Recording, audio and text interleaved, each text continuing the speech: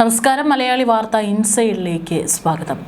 തിരുവനന്തപുരം ആറ്റുകാലിൽ ഒരു 27 വയസ്സുകാരി ജീവനൊടുക്കിയ വാർത്ത കഴിഞ്ഞ ദിവസമാണ് പുറത്തു വരുന്നത്. സംഭവത്തിൽ ഭർത്താവ് അറസ്റ്റിലായിരിക്കുകയാണ്. പതിവ് പോലെ തന്നെ സ്ത്രീധന പീഡനങ്ങളും ഗാർഹിക പീഡനവുമാണ് മരണത്തിന് കാരണമെന്ന് തെളിയിക്കുന്ന തെളിവുകളും ഒപ്പം തന്നെ യുവതിയുടെ ശരീരത്തിൽ 13ഓളം മാരകമായിട്ടുള്ള മുറിവുകളും ഉള്ളതായി ഇപ്പോൾ റിപ്പോർട്ടുകൾ പുറത്തു വരികയാണ്. വർക്കല സ്വദേശിനിയാണ് ഈ 27 വയസ്സുകാരി. ആറ്റുകാൽ ചിറമുക്ക് കഞ്ഞിപ്പുരയിലെ വാടക വീട്ടിൽ വെള്ളിയാഴ്ച വൈകിട്ട് മരിച്ച നിലയിൽ യുവതിയെ കണ്ടെത്തുകയായിരുന്നു. ഇതൊരു യുവതിയുടെ മരണം മാത്രമല്ല, മറിച്ച് വഞ്ചനയുടെയും ക്രൂരമായ ഭർതൃപീഡനത്തിൻ്റെയും ഒടുവിലത്തെ അധ്യായമാണെന്ന് കുടുംബം ഇപ്പോൾ ആരോപിക്കുന്നുണ്ട്. കൃത്യമായിട്ടുള്ള തെളിവുകൾ കുടുംബത്തിൻ്റെ കയ്യിലുണ്ട്. കുറേ തെളിവുകൾ യുവതിയും കൃത്യമായി തൻ്റെ ഡയറിയിൽ എഴുതി വെച്ചതിന് ശേഷമാണ് മരിച്ചിരിക്കുന്നത്.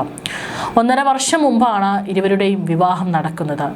ആ ദിവസം മുതൽ തന്നെ ഈ പറയുന്ന 27 വയസ്സുകാരിയും ഭർത്താവും തമ്മിലുള്ള ബന്ധം തുടക്കം മുതലേ പീഡനങ്ങളുടെ ഒരു പരമ്പരയായിരുന്നു. എന്നാൽ മരണശേഷം പുറത്തു വരുന്ന വിവരങ്ങൾ കേവലം ഗാർഹിക പീഡനത്തിനപ്പുറമുള്ള ഞെട്ടിക്കുന്ന പല സത്യങ്ങളിലേക്കാണ് വിരൽ ചൂണ്ടുന്നത്. ഭരതന്നൂർ സ്വദേശിയായ ഭർത്താവ് അതുൽ ശ്രീകുമാറിന്റെ ക്രൂര പീഡനത്തിൽ മനം നൊന്താണ് 27 വയസ്സുകാരി മരിച്ചിരിക്കുന്നത് എന്ന് തന്നെയാണ് ബന്ധുക്കൾ ആരോപിക്കുന്നത്. വിവാഹം കഴിഞ്ഞ ദിവസം മുതൽ തന്നെ പല കാര്യങ്ങളും പറഞ്ഞ് യുവതിയെ അതിക്രൂരമായി മാനസികമായിട്ടും അതുൽ പീഡിപ്പിക്കാൻ തുടങ്ങുകയായിരുന്നു. ഏതായാലും സംഭവത്തിൽ ഭർത്താവ് അതുലിന്റെ അറസ്റ്റ് പോലീസ് രേഖപ്പെടുത്തിയിട്ടുണ്ട്. ഇന്ന് തന്നെ കോടതിയിൽ ഹാജരാക്കുമെന്ന് തന്നെയാണ് അറിയിച്ചിരിക്കുന്നത്. ഗാർഹിക പീഡനത്തിന് അതുലിനെതിരെ തെളിവുകൾ ലഭിച്ചിട്ടുണ്ട്. യുവതിയുടെ ശരീരത്തിൽ മർദ്ദനമേറ്റതിന്റെ പാടുകളാണ് കണ്ടെത്തിയിരിക്കുന്നത്.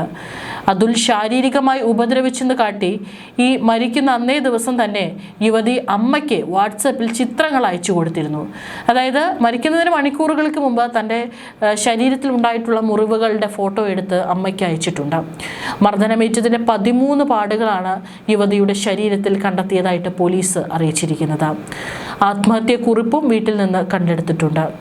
27 വയസ്സുകാരിയുടെ അമ്മ ജിനുവിന്റെ പരാതിയിൽ ഗാർഹിക പീഡനവും ആത്മഹത്യാ പ്രേരണ കുറ്റവുമാണ് അതുലിനെതിരെ ചുമത്തിയിരിക്കുന്നത്.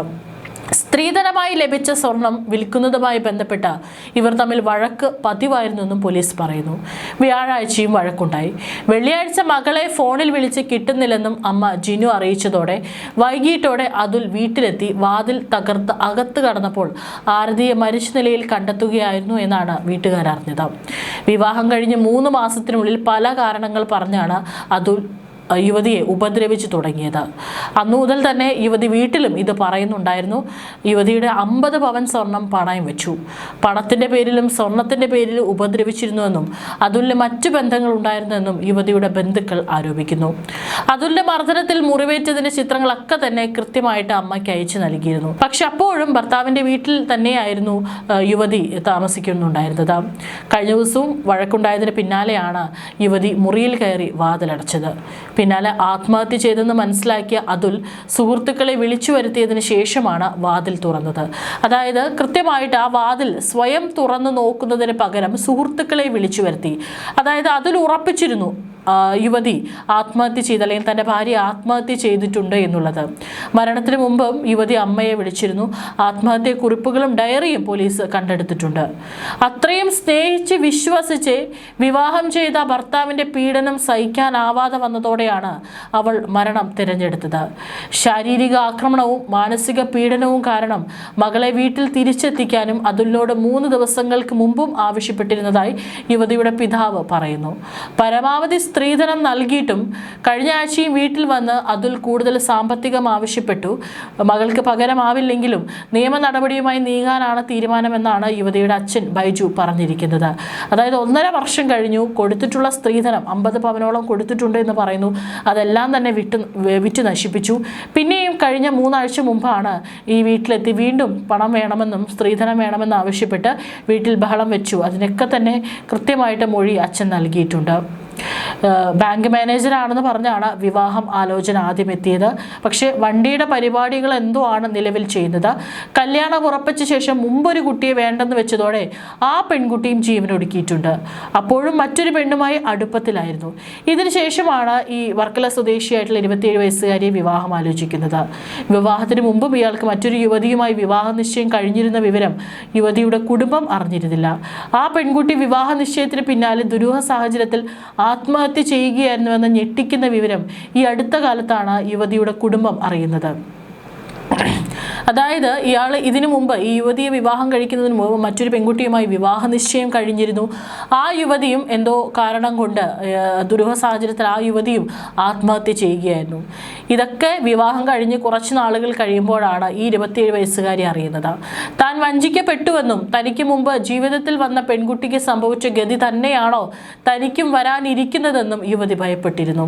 ഇതിന് പിന്നാലെയാണ് വിവാഹശേഷം മറ്റൊരു യുവതിയുമായി ഭർത്താവിന് ബന്ധമുണ്ടെന്ന തെളിവുകളും ചിത്രങ്ങളും 27 വയസ്സുകാരിക്ക് ലഭിക്കുന്നത്.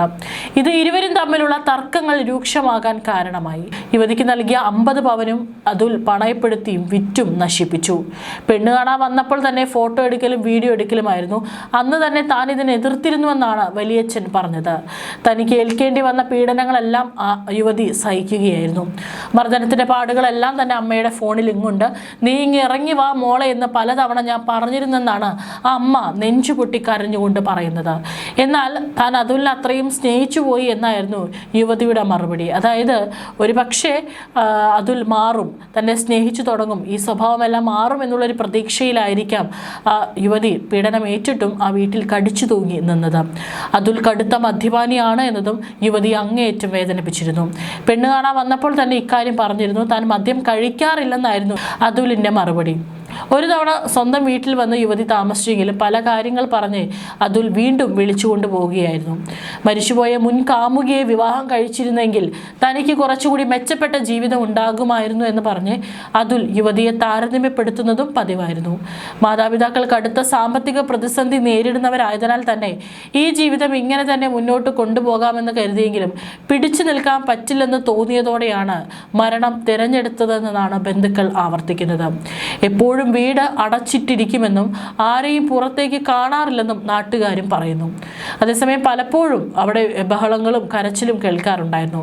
മരിക്കാൻ പോകുന്നു എന്ന് പറഞ്ഞ മുറിയിൽ കയറി ആരതിയെ രക്ഷിക്കാൻ അതുൽ ശ്രമിച്ചിട്ടില്ലെന്നും മരണപ്പെട്ടു എന്ന് ഉറപ്പുവരുത്തിയ ശേഷമാണ് അതുൽ സുഹൃത്തിനെയും ഭാര്യയെയും വിളിച്ചു വരുത്തിയതെന്നും അതിനുശേഷമാണ് വാതിൽ തുറന്നതെന്നും ബന്ധുക്കൾ ആരോപിക്കുന്നുണ്ട്. നിലവിൽ അതുലിനെതിരെ ആത്മഹത്യാ പ്രേരണ, ഗാർഹിക പീഡന നിരോധന നിയമം എന്നീ കുറ്റങ്ങൾ ചുമത്തിയാണ് അറസ്റ്റ് രേഖപ്പെടുത്തിയിരിക്കുന്നത്. അതുലിനെ ഇന്ന് തന്നെ പോലീസ് കസ്റ്റഡിയിൽ ചോദ്യം ചെയ്യാനായിട്ട് വാങ്ങും എന്നും റിപ്പോർട്ടുകൾ പുറത്തുവരുന്നു.